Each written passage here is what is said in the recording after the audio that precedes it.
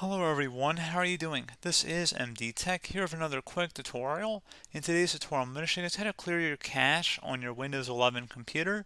So this should be a pretty straightforward process, guys, and without further ado, let's go ahead and jump right into it. So all you have to do is open up the search icon, the little magnifying glass, type in disk cleanup. Best match should come back with disk cleanup. Go ahead and open that up.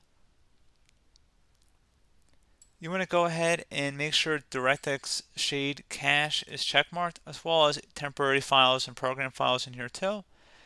And then just go ahead and make sure that they're selected, and then select cleanup system files.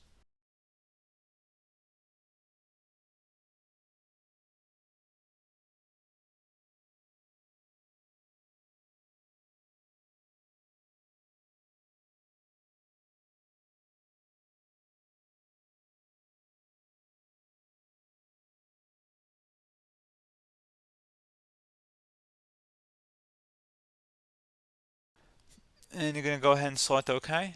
Select delete files.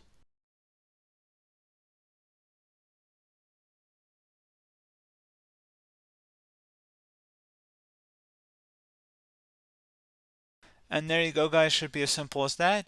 And then you should go ahead as well and go back to the search icon, type in CMD. Best result should come back with command prompt. Go ahead and right click on that and select run as administrator. If you receive a user account control prompt, go ahead and select yes.